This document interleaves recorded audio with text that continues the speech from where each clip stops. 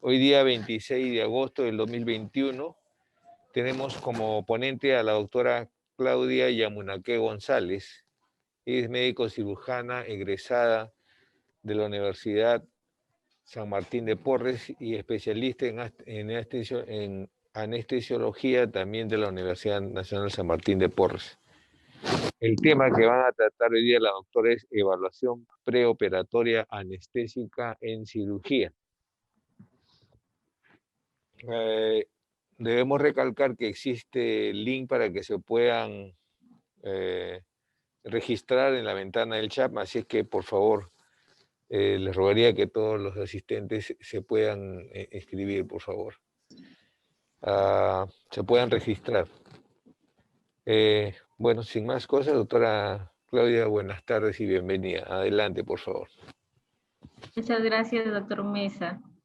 Feliz de compartir esta charla con ustedes. Sé que los oyentes son médicos, residentes de todas las especialidades, así que he tratado de hacer lo más concisa la charla con los puntos claves para poder tener en cuenta como médico general cómo preparar a mi paciente pediátrico para que pueda entrar a sala de operaciones y evitar el inconveniente de que pueda ser suspendido por algún motivo que se pudo prever. Entonces, empezamos.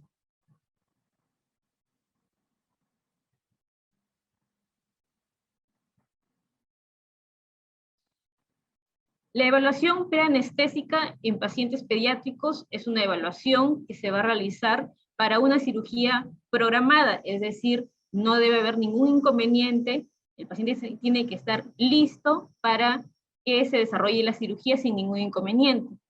Sin embargo, hay pacientes que tienen una u otra patología que tiene que ser evaluada de forma multidisciplinaria, es decir, evaluada por el médico pediatra, por el médico que ve de la enfermedad de fondo que tenga este paciente, pero que al final cuando llegue a la sala de operaciones se encuentre en condiciones óptimas y por lo tanto, ¿qué nos va a asegurar ello? Que el mantenimiento de la cirugía se desarrolle de lo más normal y que el postquirúrgico también va a resultar exitoso en el paciente. ¿Y qué más satisfacción da ver a un paciente pediátrico recuperado sin dolor en compañía de sus padres? Entonces, con respecto a la anestesia, existe un estudio, el APRICOT, que se realizó en el 2017. Este se trata de un estudio observacional, tipo corte, multicéntrico, en el que participaron 261 hospitales de 30 países europeos y se evaluó aproximadamente 30.000 cirugías de pacientes pediátricos. ¿Cuál es la finalidad de este estudio? Poder determinar qué factores de riesgo son los más importantes en este tipo de población. Y se pudo determinar que pacientes presentan en cirugía, en anestesia general, un 5.2 de factores de riesgo que pueden condicionar el desarrollo de eventos críticos en plena cirugía. Y dentro de los momentos críticos son la inducción y la educción. La inducción es el inicio de la anestesia, que si el paciente no está preparado adecuadamente, va a tener dentro de los principales factores que condicionen un evento crítico son los broncoespasmos y laringoespasmos, con una incidencia de 1.2, que se puede desarrollar tanto en la inducción o en la educción, es decir, al despertar del paciente. Y durante el mantenimiento, lo más frecuente, según este estudio, es que se presentó inestabilidad hemodinámica, tanto arritmias o hipotensión o sangrado en 1.9 de todos los casos. Entonces, si ya sabemos la estadística que se presenta en los pacientes, entonces nosotros tenemos que evaluar esos puntos para evitar que se presenten en nuestros pacientes pediátricos. Además, este estudio permitió dar de conocimiento que pacientes neonatos presentan más eventos respiratorios y cardiovasculares. Recordemos que su vía aérea es muy pequeña, muy hiperreactiva y tienden a reaccionar de una forma brusca ante los anestésicos generales, por eso es que los eventos cardiovasculares que se presentan. En niños más grandes, de 1 a 8 años, Los principales eventos son los respiratorios y van descendiendo con respecto al incremento de la edad. Y en los adolescentes generalmente son eventos cardiovasculares. Estos puntos son importantes para poder tomarlos en cuenta y prepararlos sobre todo enfocados en el rango de edad. El objetivo de esta charla es optimizar la llegada del paciente pediátrico a la cirugía y evitar que estos riesgos que les he mencionado, según este estudio, se presenten. Y así evitar las complicaciones quirúrgicas y condicionar una recuperación eficiente después de la cirugía. El principal punto es el ayuno. Recordemos que el ayuno es la restricción de alimentos y líquidos para una cirugía, pero no solamente se limita a una cirugía. Recordemos que los pacientes pediátricos también son sometidos a estudios, ya sea tomografías con contraste, que van a requerir de alguna forma también ayuno. ¿Por qué? Porque, por ejemplo, si es que el paciente es sometido a anestesia general o una sedación, a veces dicen, es una sedación, no pasa nada. La sedación, ¿qué va a provocar? Que se inhiban los reflejos protectores de la vía aérea, como son el reflejo tusígeno, el reflejo nauseoso y el reflejo de la deglución. Si estos tres reflejos son abolidos, la vía aérea queda expuesta, y si es que el paciente tiene alimento en el estómago, va a condicionar a una broncoaspiración, posteriormente una neumonía aspirativa e incluso la muerte del paciente. Es por ello la importancia del ayuno. Pero a la vez, si es que este ayuno es demasiado prolongado, ¿qué va a causar? Irritación en el paciente no va a estar para nada colaborador, va a tener deshidratación y sobre todo desequilibrios metabólicos, sobre todo si son niños pequeños que no regulan bien su glicemia, sobre todo en los pacientes neonatos, van a traer problemas en esos pacientes. Entonces, según la WSFA, que es la Federación Mundial de Sociedades de Anestesiólogos, ha resumido el ayuno en los niños en algo simple para que sea manejado por todo tipo de médicos, que es la regla del 2-4-6. 2 horas previas a las cirugías puede consumir líquidos claros, que pueden ser manzanilla, café, agua. 4 horas para leche materna, son 2 horas más a diferencia de los líquidos claros, porque recordemos que la leche materna tiene alto contenido en grasa, entonces tiene que ser digerida con un poco más de tiempo. 6 horas para leche fórmula, porque recordemos que la leche fórmula es una emulsión y ya se convierte en algo sólido. Y 8 horas para alimentos sólidos. Recordar que hay algunos niños que, por ejemplo, tienen sondas nasogástricas, sondas nasoyeyunales, y en ellos varía un poco. Por ejemplo, 8 horas si la sonda está en el estómago, recordemos que es como si hubiera recibido algún tipo de alimentos, y 4 horas si es que porta una sonda transpilórica. Sin embargo, cuando la sonda está en el yeyuno y el paciente está intubado, no es necesario que haya una restricción de horas para que pueda recibir algún tipo de procedimientos o reciba anestesia. Entonces, ¿qué otras consideraciones vamos a tener? Por ejemplo, en neurocirugía, tenemos que tener en cuenta que, por ejemplo, si un paciente viene con una lesión tipo tumor, tenemos que primero delimitar dónde está la lesión y qué complicaciones puede traer ello. Por ejemplo, si es un tumor de hipófisis celar, ¿qué va a causar? Que esta comprima la irrigación de la hipófisis y por lo tanto haya una alteración en esta glándula, por lo tanto condiciona a un paciente que tiene hipopituitarismo y por lo tanto este paciente sí o sí va a tener que tener una interconsulta por endocrino antes de una cirugía programada.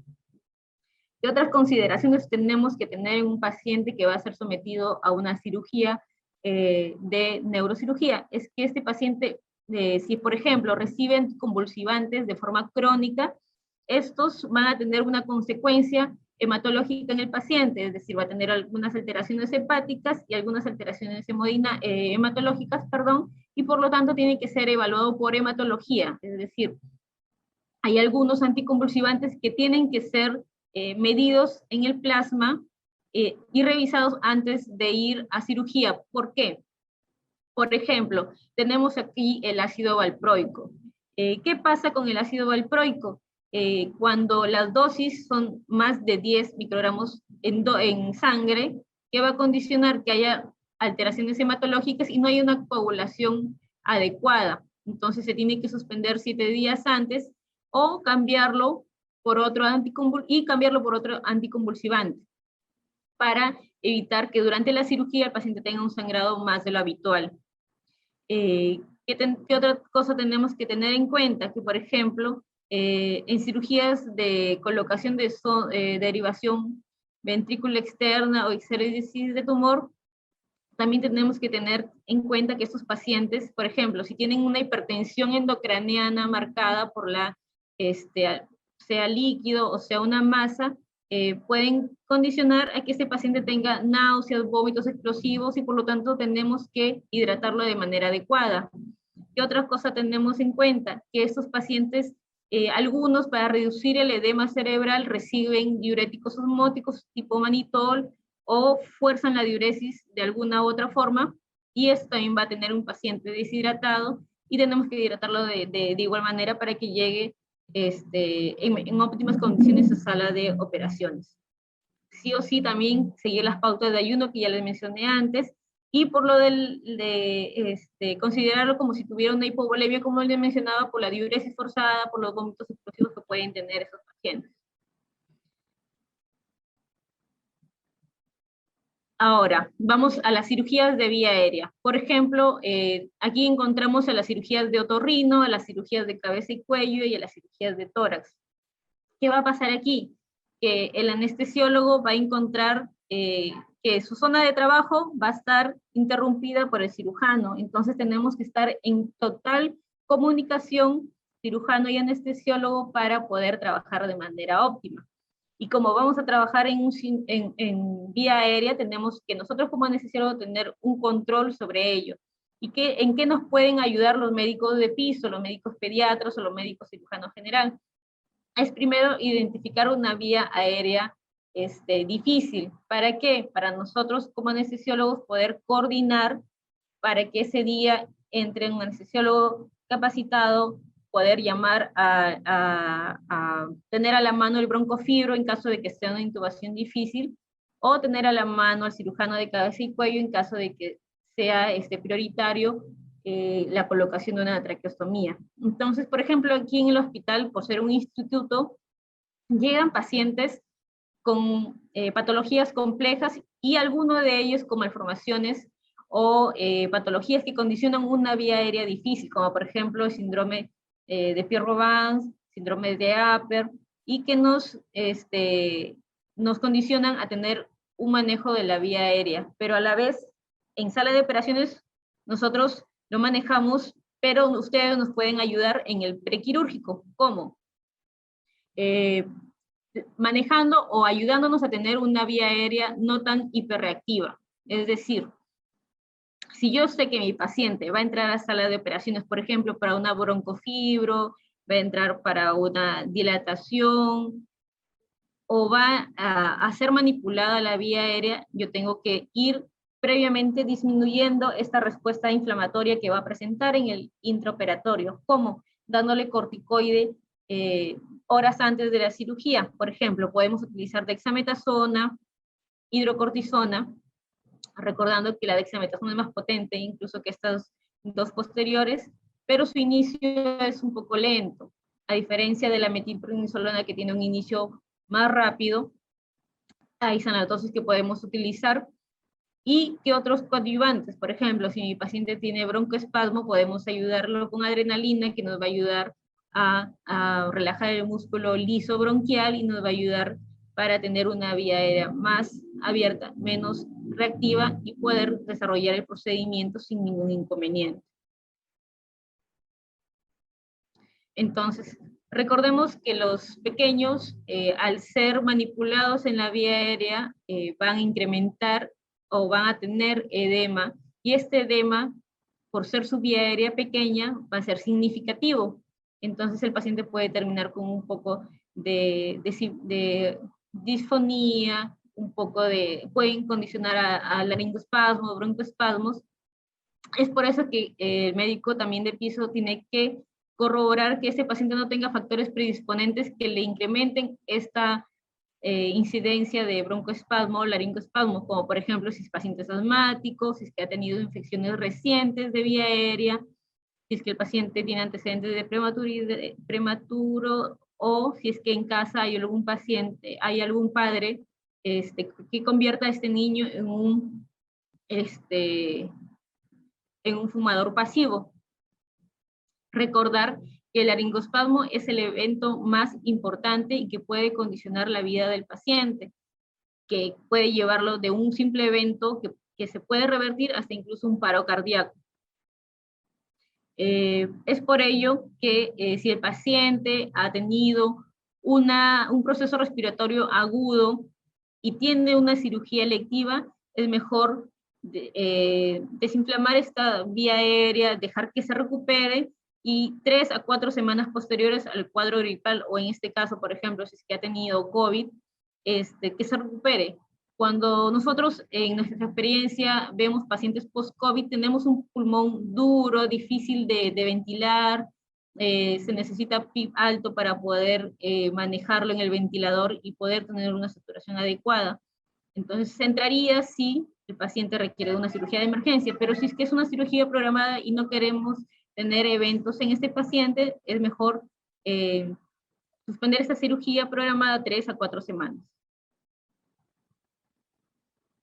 Ahora, ¿qué consideraciones vamos a tener en un paciente que va a ser sometido a una cirugía abdominal? Primero, dentro de las patologías que más frecuentes pueden llegar son apendicitis, hernias inguinales, obstrucciones intestinales. Entonces, ¿qué es el factor común en ellos? Un abdomen globuloso, por ejemplo, en las obstrucciones intestinales. Entonces, ¿qué debemos como médicos previo a la cirugía ayudar? Descomprimir este abdomen. Es por ello que el primer paso va a ser colocar una sonda nasogástrica y considerar a este paciente como un estómago lleno, es decir, como hay una obstrucción o disminución de la motilidad tanto intestinal, gástrica, entonces vamos a tener contenido a pesar de que este paciente no haya comido, o esta digestión va a ser más lenta. Entonces tenemos alto riesgo de broncoaspiración, y si es que este paciente está con náuseas, con vómitos, con fiebre, tenemos que reponer fluidos y electrolitos antes de que entre a sala de operaciones. Ya en sala de operaciones, un paciente sometido a una cirugía abdominal, nosotros ya nos encargamos de intubarlo en una secuencia rápida que nos condiciona a evitar una broncoaspiración. Ahora, ¿qué pasa? También a veces es frecuente tener pacientes que van a ser sometidos a una cirugía programada, pero están recibiendo anticoagulantes. Entonces, ¿qué podemos hacer? Tenemos que tener en cuenta que depende del tipo de cirugía al que va a ser sometido y el riesgo de sangrado que va a tener en ellos.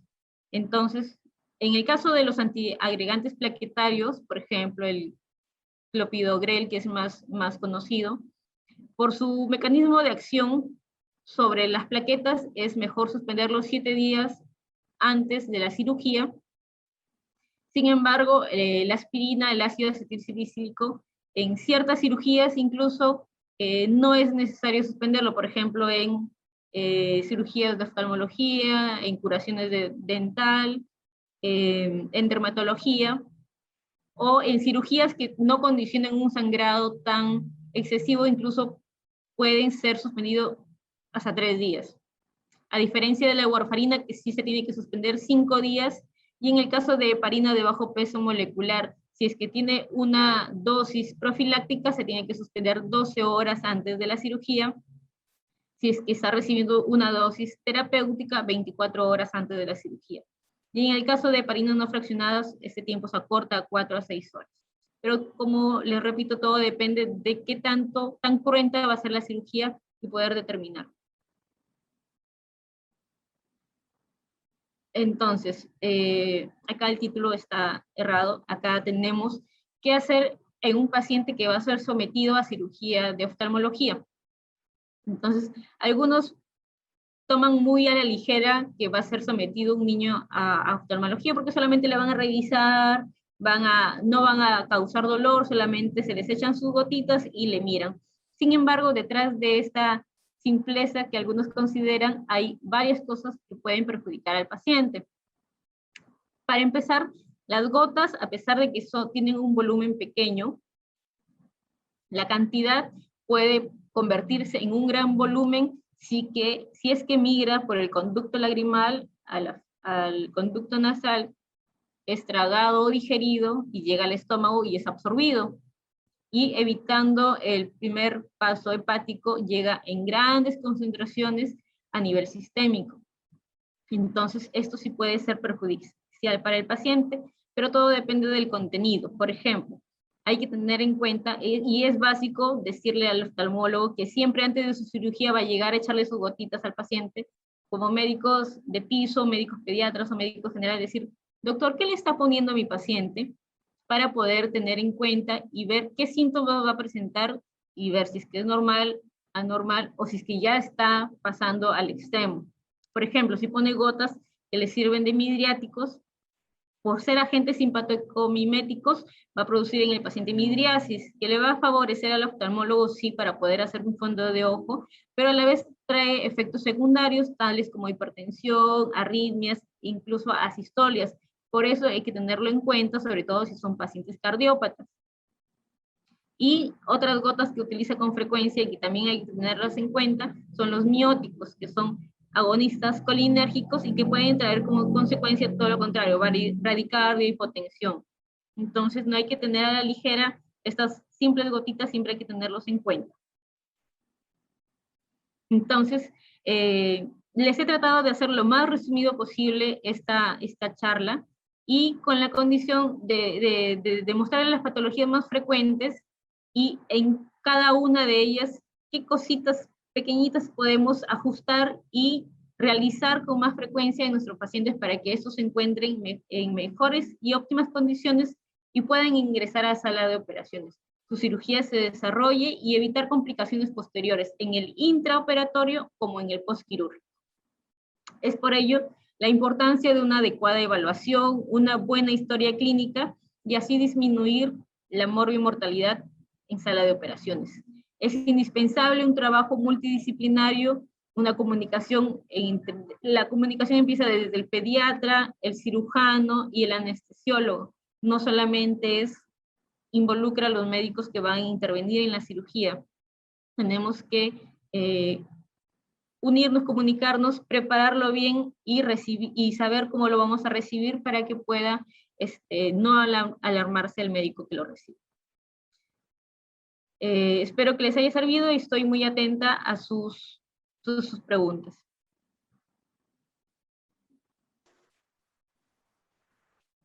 Muchas gracias, doctora Yamunaque. Justo una de las preguntas era recomendaciones sobre la evaluación preanestésica, que justo ahorita usted lo acaba de mencionar en sus conclusiones. También hay otra pregunta acerca de consideraciones vasculares, si es que se puede tener también. ¿Vasculares en qué tipo de cirugías, por ejemplo? Bueno, no se especifica qué cirugía, solamente nos colocan. Yeah.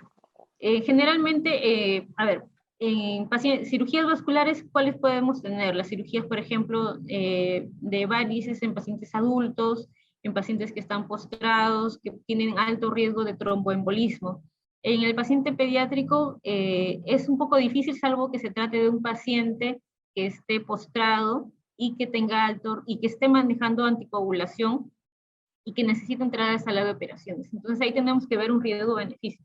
Por ejemplo, si es que está recibiendo una anticoagulación por válvulas, es ideal mejor tenerlo en sala de operaciones anticoagulado y en sala de operaciones ya lo revertimos, le podemos poner incluso su medicación de nuevo post cirugía, pero sin embargo para pacientes que tengan anticoagulación por estar postrados, eso sí puede ser suspendido porque igual en sala de operaciones lo vamos a manejar. ¿Qué otro tipo de lesiones vasculares? Por ejemplo, los colgajos. Aquí en el hospital realizan en pacientes que tienen lesión, cirugía reconstructiva, utiliza colgajos y en ellos utilizan anticoagulación. Entonces, ni bien termina la cirugía, necesitan que el colgajo que han puesto en la zona sea bien recibida, no sea rechazada, y necesita un adecuado flujo sanguíneo. Entonces, anticoagulan al paciente, pero eso es post-cirugía. Lo ideal es siempre, como le digo, comunicarse con el cirujano, indicar qué es lo que le van a hacer si es que tienen en su hospital una interconsulta de hematología, y si no, ver el cuadrito que les mencionaba de las horas de suspensión de la cirugía para que el paciente vaya bien.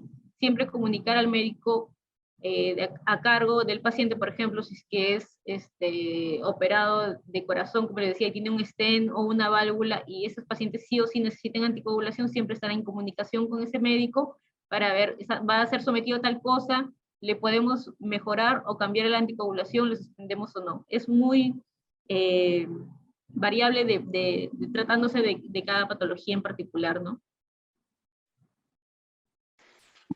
Gracias, doctora. Tenemos otra pregunta acerca de una cirugía de vía aérea. ¿Qué corticoide ha demostrado mayor efectividad para controlar un edema o es indiferente? En realidad, todos los tipos, todos los corticoides tienen el mismo mecanismo de acción. Disminuir toda la cascada proinflamatoria, los mediadores proinflamatorios, pero que va a variar es el tiempo de inicio y el tiempo de acción. Como les mencionaba, la metilprednisolona lo tenemos acá en la institución y lo utilizamos porque tiene un inicio rápido y nos brinda un tiempo de acción de hasta 36 horas. Pero si es que están en otra institución y cuentan con dexametasona, hidrocortisona, lo pueden utilizar. La dexametasona tiene un inicio de acción un poco más prolongado y dura 18 horas. En cambio, la hidrocortisona tiene un inicio de acción más rápido, entonces podemos combinar ambos en las dosis ya indicadas. Y si tienen metilprednisolona sería lo más indicado según los estudios. Nosotros, por ejemplo, como les menciono, en el hospital tenemos los 3 tipos. Cuando participamos en las cirugías de tráquea, por ejemplo, indicamos a los pacientes metilprednisolona. Indicamos también nebulizaciones con corticoides, budesonida, en algunos casos se utiliza beclometasona postquirúrgica en todos los pacientes, salvo que uno u otro haya presentado algún evento en sala de operaciones tipo broncoespasmo, o la manipulación ha sido muy cruenta, el paciente termina muy edematoso, podemos utilizar nebulizaciones con adrenalina. En algunos casos también se utilizan nebulizaciones con dexametasona. No hay un estudio específico que indique que es 100% efectivo, ni que la dosis que llega va a disminuir el edema en la vía aérea con la dexametasona, pero en los pacientes sí se ve una recuperación muy rápida. Y a diferencia de la adrenalina, por ejemplo, la dexametasona no taquicardiza tanto como la adrenalina, entonces lo podremos utilizar en caso de pacientes, por ejemplo, que tengan alguna anomalía cardíaca y que no querramos alterarle tanto la estabilidad hemodinámica, las arritmias o la taquiarritmia que va a presentar, entonces podemos utilizar dexametasona. Muchas gracias, doctora. Bueno, ya no tenemos preguntas, más bien le agradecemos, doctora Claudia Yamunaque, por su gentil ponencia y también por compartir su experiencia profesional. Además, también agradecemos a los asistentes y los esperamos el próximo jueves con otra telecapacitación. Muy buenas tardes. Muchas gracias, buen día.